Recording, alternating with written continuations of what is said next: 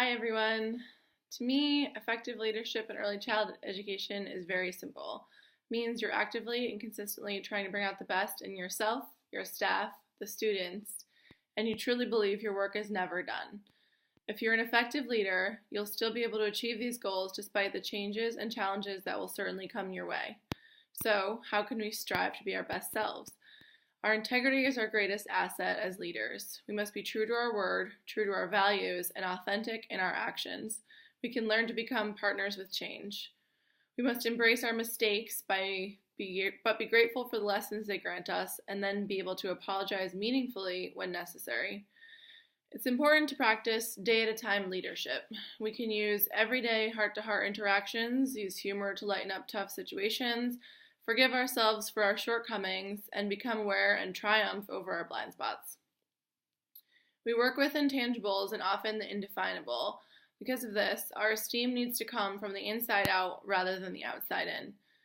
It's important to know when we are facing decision fatigue and when not to trust ourselves. It's also important to recognize when we need help and be comfortable asking for it. We owe it to our program to leave our ick at the door and start each day with our best foot forward. By practicing self-care regularly, it's more likely that we'll be able to achieve this.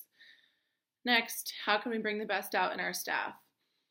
Teachers have a lot of needs in order to thrive in their role. They need trust, hope, a sense of worth, a respectable paycheck, a furnished classroom, feedback on their performance, and a feeling of connectedness, feeling like we're all in this together. As effective leaders, we can do this by maintaining a responsible budget, planning staff events, bringing in inspirational trainers, acknowledging special contributions, paying for training and classes, and mentoring teachers so they realize their worth.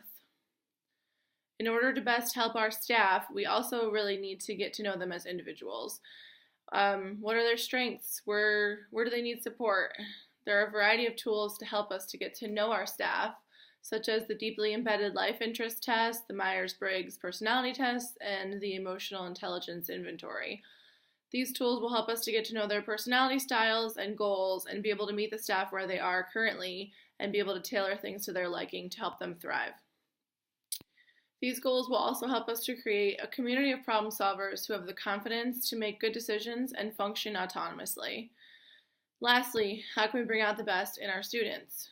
Much of our ability to bring out the best in our students happens before the students even arrive. It's partially accomplished during the first two steps by making sure that you and your staff are inspired, empathetic, knowledgeable, and capable. Next, before we can design the space, it needs to be decided how the children will learn in the space. We need to choose a curriculum that we can fully get behind, educate the staff, and then lastly, we can create the beautiful, welcoming, and safe environment for the children, inside and outside. There are many resources and guidelines for how the environment can be set up, so our role in implementing this is actually quite easy if we follow the protocol. Although this step may seem static, our curriculum and environment need to change frequently as well, even if it's in small ways. We should be constantly observing the students and reflecting on whether or not we're serving them in the best possible ways.